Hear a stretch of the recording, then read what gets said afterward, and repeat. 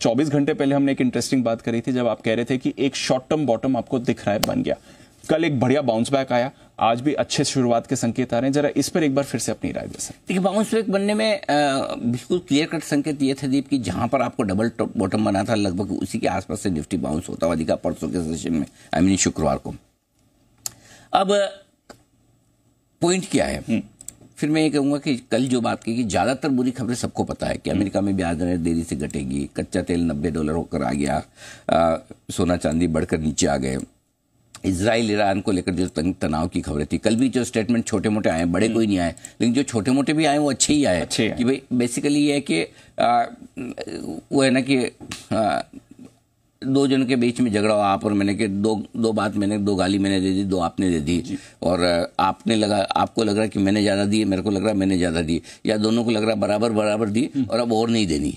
दिल में दोनों ही पोजिशनिंग कर रहे हैं, पोस्चरिंग कर रहे हैं, लड़ना नहीं चाहते। ये संकेत था। जिसको लड़ना होता है वो अलग तरीके के तेवर दिखाता है, लड़ लेता है, मतलब वो फिर ये नहीं बोलता तू आना मैं देख लूंगा, करेक्ट, दिखाई हाँ वो दिखाई रहा। तो वो वैसा हाल है। तो आई थिंक मतलब लॉजिकली आप देखें तो इजराइल ईरान के बीच में तनाव बढ़ने की संभावनाएं बेहद कम है, नहीं के बराबर है। 100% तो आप कभी कॉन्फिडेंस से नहीं बोल सकते, कौन जाने क्या अंदर अंदर क्या पक रहा हो, बट जो माहौल जिस तरह से है और जिस तरह से बाजार से आपको संकेत मिल रहे हैं, क्योंकि आप देखिए सोना और कच्चा तेल, सोना चांदी काफी तेजी से घटे जी, जिसको आप जनरली सेफ हेवन मानते हैं कि भाई जब भी ग्लोबली टेंशन होगी तो सोने के दाम बढ़ जाते हैं, तो सोने के दाम कल तेजी से घटे, चांदी 5% लुढ़की है। इसका मतलब क्लियर कट है कि बाजार के लिए बॉटम बनने के संकेत आ चुके हैं। मेरा ये समझना है, मेरे हिसाब से तो बॉटम बन चुका है।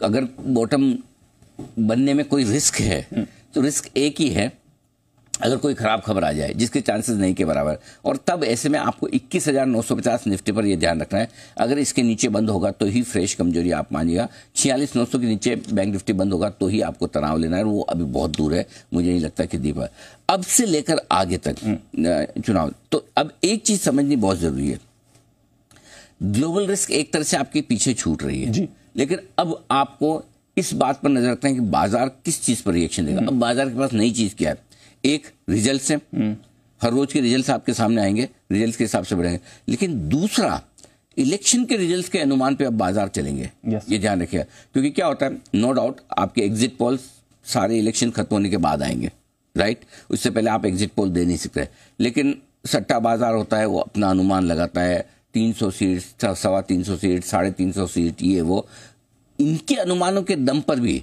हल्के फुल्के करेक्शन बाजार में या हल्की फुल्की तेजी बनती हुई दिखेगी। सो अब हर एक चरण के वोट में कितनी वोटिंग हो रही है, उस वोटिंग से रूलिंग गठबंधन को फायदा या ओपोजिशन को फायदा, इसके हिसाब से लोग अपने अपने अंदाज लगाएंगे, और अगर उसमें कुछ बड़ा फेरबदल दिखता है तो फिर बाजारों का रिएक्शन हल्का फुल्का उस पर आएगा, चुपचाप वाला आएगा, बिना बोले वाला आएगा, क्योंकि ये ट्रिगर ऐसा नहीं है जिसकी सब बात करते हैं। और ये ट्रिगर वैसा नहीं जो कहीं ऑफिशियली आ रहा है। कहीं अगर ऑफिशियली सट्टा बाजार में कहा कि 350 सीट आएगी एनडीए की, या 350 सीट आएगी बीजेपी की, या 300 आएगी, लेकिन उसकी कोई ऑफिशियल ऑथेंटिसिटी नहीं है। Correct sir. और वो ढंग वो एग्जिट पोल भी नहीं है किसी वेरीफाइड एजेंसी का वैसा। सो आई थिंक बट मार्केट धीरे धीरे अपने आप को चुनावों के नतीजों के लिहाज से एडजस्ट करने की कोशिश, जैसे जैसे हम एक एक चरण पर आगे बढ़ेंगे, ये एक चुपचाप वाला ट्रिगर होगा, back of the mind, right, और front of the mind results होंगे आपके लिए। बस इन दो चीजों पर अपने को फोकस करना है। ठीक है, तो रिजल्ट्स पर रखिए फोकस, इलेक्शन रिजल्ट्स पर भी रखिए फोकस। जो रिजल्ट्स आए उस पर तो एक बार अनिल जी से राय भी लेंगे थोड़ी देर में जब स्टॉक्स की हम बात करेंगे। बट एक चीज और, जो आपने ग्लोबल संकेत की भी की, 2 दिन से थोड़े सपोर्टिव हो गए हैं, कच्चा तेल आपका थोड़ा गिरा है, सोना चांदी फिसल रहे हैं, अमेरिका का एक्शन भी अच्छा हो रहा है, यहां से कैसे संकेत है? ग्लोबल संकेतों में वैसे देखा जाए तो अमेरिका से किसी तरह की कोई खास खबर आई नहीं है।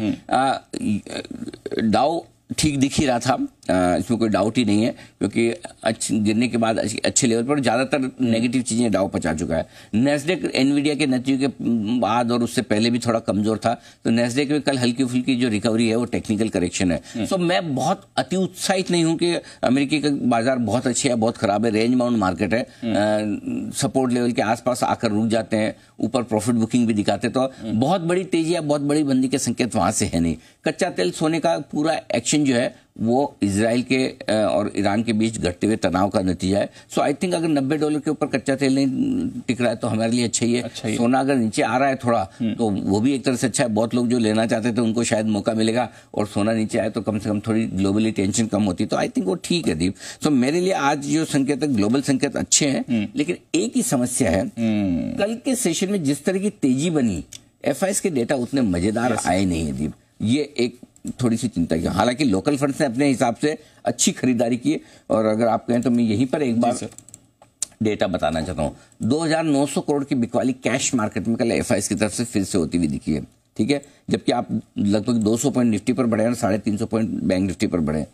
चलिए कोई बात नहीं, 3000 करोड़ का आपने कैश में बेचा है, सामने 3400 करोड़ के स्टॉक फ्यूचर्स खरीदे हैं, तो नेट 500 करोड़ की खरीदारी है।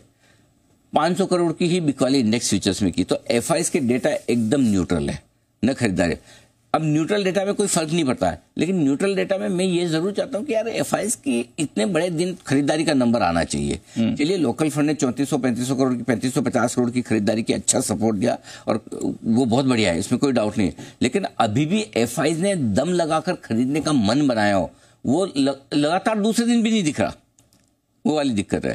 तो आई थिंक थोड़ा सा डेटा के लिहाज से मैं थोड़ा निराश हूं आज, और इसलिए मुझे लगता है कि आज का बाजार सीमित दायरे में रहना चाहिए। बायस आपका पॉजिटिव रहेगा, लेकिन दायरा सीमित रहेगा। अनाप शनाप अफलातून तेजी शायद ना देखने को मिले, और उसकी सपोर्ट लेवल के आसपास आपको खरीदना है, और ऊपर के लेवल पे प्रॉफिट बुकिंग भी करते चले। दोनों तरफ की ट्रेडिंग के मौके मिलेंगे।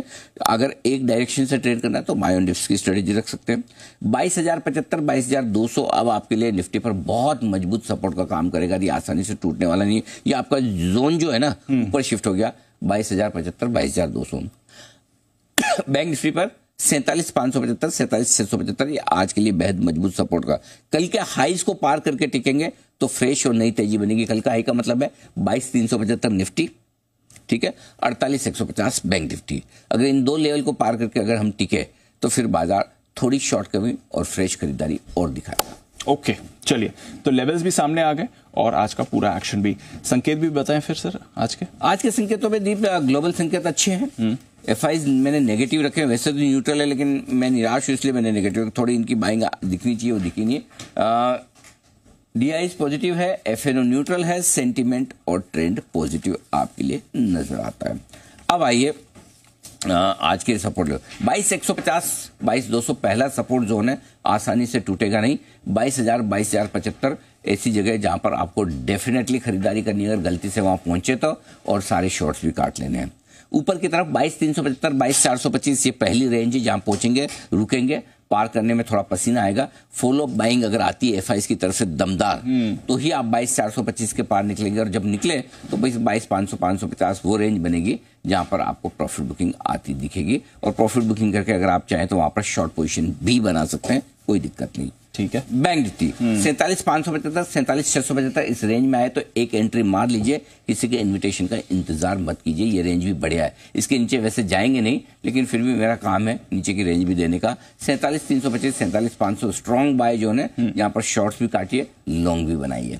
48,150 कल का हाई है, 48,150, 48,250 हल्की फुल्की रुकावट की जगह पार करके अगर टिके, संभावना कम, लेकिन टिके तो 48,425 से 48,575, 150 पॉइंट की ये वो रेंज है जहां पर आपको अपनी सारी लॉन्ग पोजीशन पे प्रॉफिट बुक करके शॉर्ट भी करना चाहिए। जी न्यूज़।